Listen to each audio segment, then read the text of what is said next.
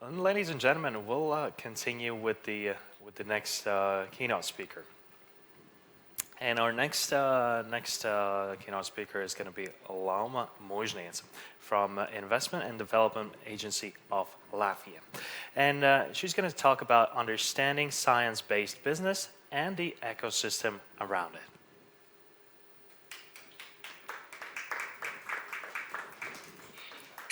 Hello.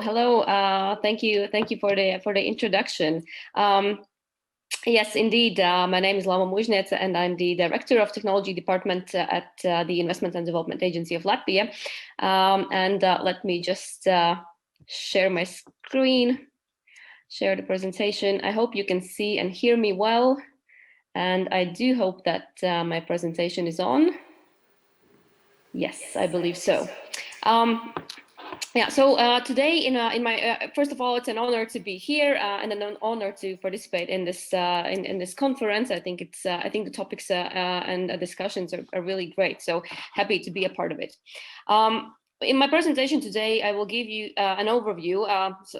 Some basics of the common characteristics and common challenges of science-based business. Before we start sort of on those issues, I wanted to briefly revisit some important concepts that need to be considered when talking about such businesses, and also give you an overview of the changing narratives of the role of science itself. What is science? Science is basically understanding the natural world. Science is observational and discovery-oriented. So we think about different kind of discoveries and what kind of new knowledge can we generate and what can we find out. Then technology, then we come to application of this knowledge. So we try to, in some ways, we try to organize the scientific and the technical knowledge that we have gathered so that it can be implemented. And that leads us to technology. And then, well, through research, one can increase this knowledge. So all of these are connected and feed into one another. And then, of course, also we eventually arrived something that's called an invention, and that is a solution to a technical problem, basically. However, it should not be confused with innovation, and this is quite important to understand. These are not the same. Innovation is something that is implemented in either in process or has reached the market. So for an invention to become an innovation, sometimes a very long process is needed, and you can call an invention an innovation when somebody actually starts using it. Well, basically, at the basis of all the solutions, of course, lies knowledge. Knowledge, that's understanding of information, and of course also the ability to use this information for a different kind of purposes. And knowledge in itself is a recognized driver of growth, and a region's ability to develop economically and socially is linked to this ability to produce and utilize knowledge, create new, and then appropriate it. And innovations derive from knowledge-based activities that involve the practical application of existing or newly developed information and knowledge. And well, because of that, discussions about how to create new knowledge and disseminate it. So one thing is creating it and then letting others know what you have discovered. It has become crucial. And over the past decades, however, the ways how it has been arranged has changed quite significantly. At first, for example, it was when talking about innovation, the entrepreneur and the company was at the center. Their ability to innovate, to find these applications. Then a bit later, around the Second World War, science started to play an increasingly important role because of the need to accelerate the development of different kind of military applications. And afterwards, again, it was about, for example, space exploration. And during this time, it became clear that investments in research and development are quite important, and there needs to be a constant funding flow to arrive to new discoveries and new applications. However, one has to note that scholars and policymakers understood that the process of arriving to an implementation of new innovations, it's not that straightforward. It's not linear. So it's a very dynamic process. There are many organizations and different factors involved in this process.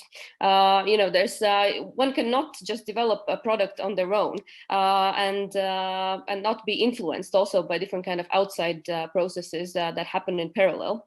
Thus, at this point, the innovation systems theory was developed, and different kind of instruments that facilitated networking, for example, such as technology parks, different kind of mechanisms for interaction, developing joint projects. All of these were created and facilitated, this is something that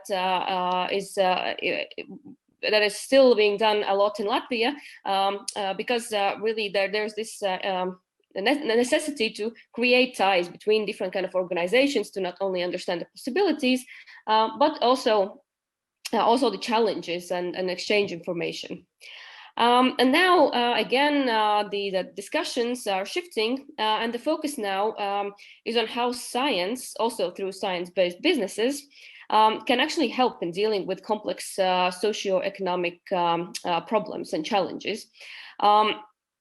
That include, for example, the changing environment, different kind of environmental issues, also health, and for example, distribution of food and other challenges. So new support incentives will arrive and be in place to help speed this process up and find an appropriate role for science to play. Okay, but now on to common challenges of science-based businesses. A very significant challenge that science-based businesses encounter, and this might not come as a surprise, is the very long time for technologies to reach the market. Not only reach the market, but market-ready maturity, so that you can actually start thinking about really bringing it to the final users. For example, just look at the pharmaceutical sector. It can take decades to move from basic science, from the lab, to a technology that can be applied to actual use cases. So it can be a really long process. However, I also have to note that some emerging technologies, such as those related to artificial intelligence solutions and machine learning, can really speed this process up. So here, you can see how different technologies influence one another, and that all processes are in some ways connected. And of course, this long time for development is also accompanied with a lot of economical and technological risks, because it takes such a long time, that the market or technological opportunities or possibilities can change during this time, and a new approach might be necessary. So you always have to monitor what's happening around you, because of course, if the development takes, for example, 10 years or more, you have to understand that after 10 years the market will not be the same, and completely other kind of solutions might be needed. So you have to take these into account.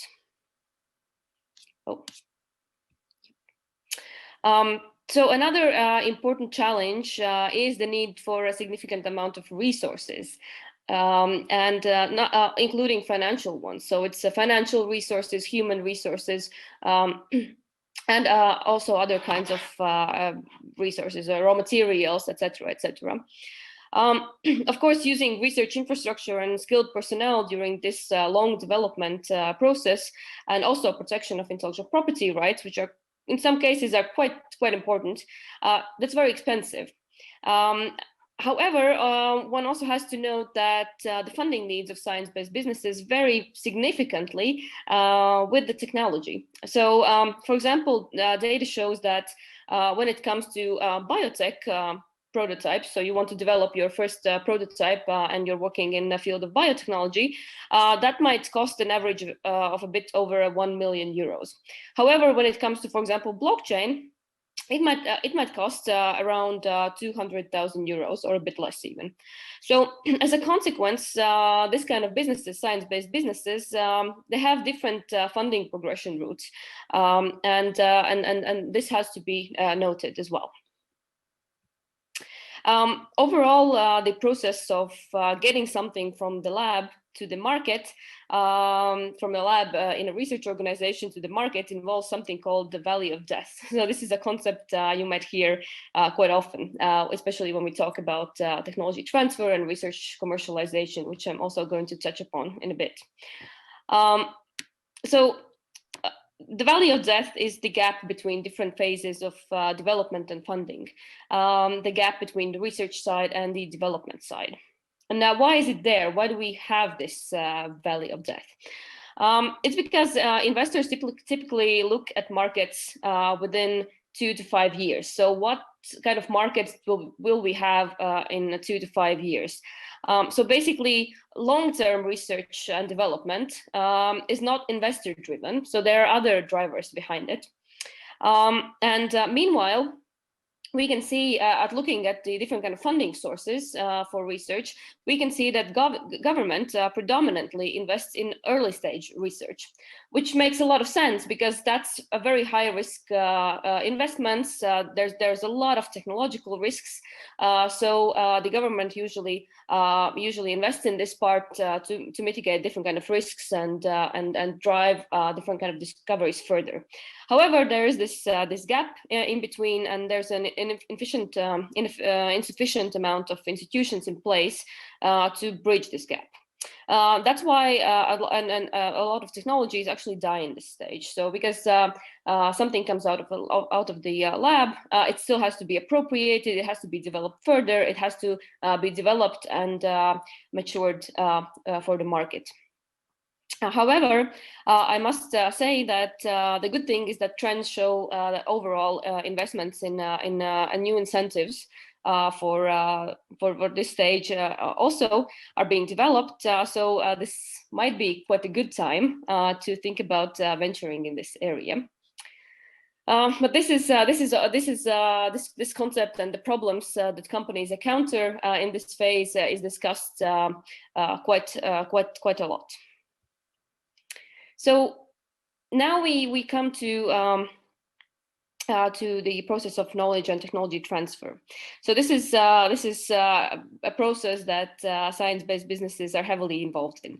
To put it bluntly, knowledge and technology transfer is the process of moving research outputs from the lab to the market, or from one organization to the other. So from one organization, the one creating them, to other organization, the one applying them. It also can, so it's different kind of, there's different kind of aspects of what you transfer. So it can be knowledge, you can transfer it. I'm transferring my knowledge at the moment to you, but you can also, so these are different kind of informal transfer methods. So during consultations, lectures, teaching processes, publishing, participating in conferences, etc., etc. But it can also result in commercialization of research. So basically, meaning that you turn your research results into economic benefits. And you start to earn money from the knowledge that you have generated. And there are different kind of aspects that one should take into account when talking about commercialization of research. For example, this can take place during different kind of technology readiness levels. So it depends on the sector. At which stage usually the technology passes from the university or research institutes to a company. And maybe in some cases there are intermediary companies. For example, in the pharmaceutical sector again, you start the early stage research is done in a research facility. Then you have intermediary company that moves further to clinical trials, and then maybe a big pharmaceutical company acquires this already further developed solution. And also the collaboration models really differ also depending on the sector, whether the company buys the intellectual property or maybe signs a licensing agreement or develops a joint venture with the research organization. And researchers and their know-how play a crucial role in appropriation and further development of the application. So it's usually typical that companies that acquire intellectual property or the right to use it from universities, they continue collaboration and procure further services from the university to appropriate this and modify it to the company's needs.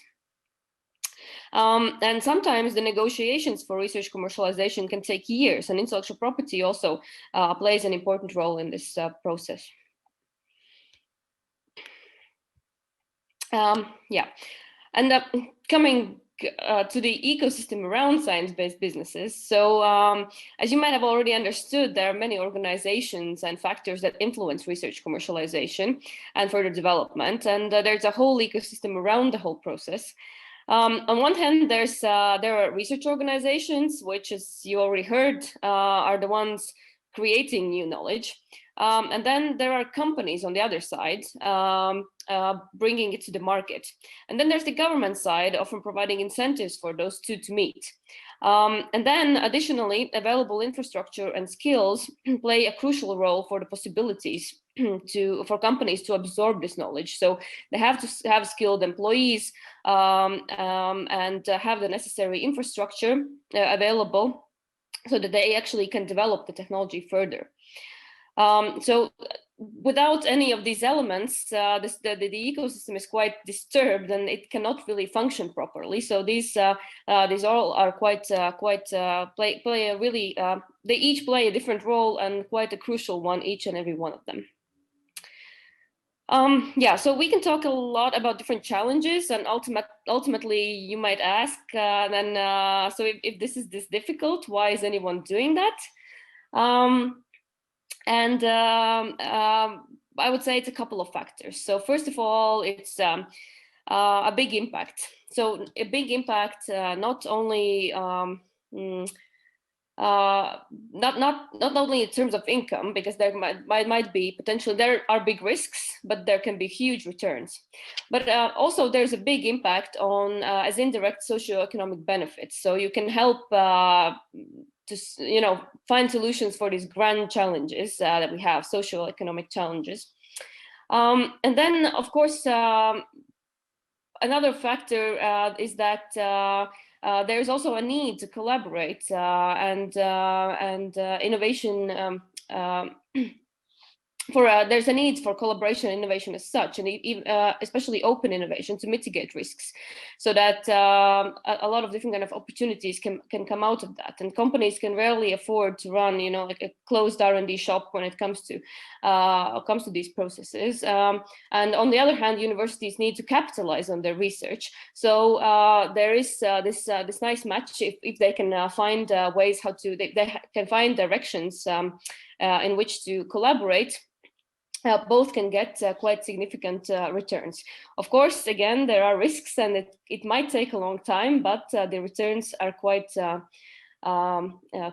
important. And of course, additionally, there is rapid technological development in some tech fields, they can also boost growth in others. So basically, the development in some technologies boosts development in other technologies. So this is also what helps and mitigates the risks a bit. And of course, it's also the increasing awareness about the significance of science and research in order to develop new products. So infusing science into your entrepreneurship might get you much bigger returns in the end.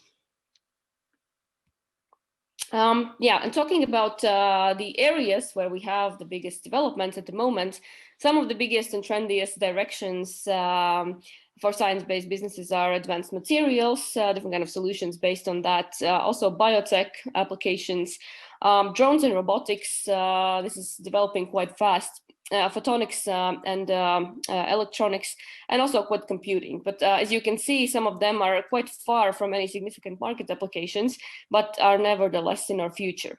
And additionally, all of these technologies can be applied in a very vast spectrum: medicine, food, and agriculture, space, energy, and so on. So there's quite a lot of opportunities there. And also for funding, because of course, there are specific incentives to especially speed up new solutions in these areas. And because of that, finally, I just wanted to introduce you to a very valuable resource where you can not only read about different kind of success stories and the interesting projects and companies, and also learn from the experience of others. This is also a place where you can get a glimpse of the available support for developing your business idea, because there are plenty of support programs. So I would really suggest heading to labsoflatvia.com, labsoflatvia.com, and check out the available support and all different kind of stories and examples of really fantastic projects. And this way you can really find the best opportunity for you to develop your ideas and collaborate as well. So just head again to this website and immerse yourself into the opportunities. And that is actually all from my side. Thank you. Thank you, Lauma, for this wonderful keynote presentation. And I just want to check if we have any questions. Not yet, but Lauma, it was very interesting to take a look at the all of these things, and we'll continue with the next panel discussion in a couple of minutes. Lauma, is there anything that you feel that we we in Latvia could improve a lot more in this industry? What would be the what are the possibilities that we have here? I would say that there's actually there's a lot of opportunities, and the possibilities are quite I think one of the biggest kind of not the issues, sorry, is not that there's a lack of opportunities or possibilities. We might do better at communication and actually, interacting and telling about these opportunities. And it's sometimes quite a bit difficult to orientate yourself among all the options that there are. So I think, again, this might sound quite cliche, but networking, talking, establishing different kind of feedback loops to understand what the challenges are is quite the most important thing. Okay, and what do you think? How does the future looks like? We want to reinvent the future today. So, what are the industries that has the most potential in the future? Yeah, so I think it really depends on from which kind of perspectives you look at, but I can definitely say that there are some industries that are defined as quite, the ones that have the most potential, or we can, because it's important that when you think about developing something within the country, you have to think about what kind of also international possibilities the projects will have. So how can you integrate the thing that we develop here into, for example, global value chains? So Latvia has defined 5 smart specialization areas on which we focus. So these are strategic investment areas. And what, for example, we are trying to do also at the Investment and Development Agency of Latvia, we're mapping out prospective value chains within these smart specialization areas so that we can try to define together with them what kind of collaboration opportunities they might have. So how can we put the stakeholders that we have here in Latvia, how they can collaborate and create something together, and how then we can scale it up and develop. And the areas that we are proactively addressing are biotech solutions, different kind of biomedicine solutions, precision medicine, also integrating information and communication technologies within medical solutions. This is quite a rapidly developing area. Then, of course, smart materials and photonics. This is something where Latvia has had a significant competence for a very long time, and we have very strong companies in this area. And also different kind of ICT solutions, of course, when it comes to smart city, smart mobility, and so on. I would say that these are the areas that where a lot of things are happening in Latvia at the moment. So I think there's quite many nice things ahead of us in these areas.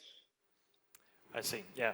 And is there a personal of your favorite of all the fields? Oh, no, it's very hard to choose.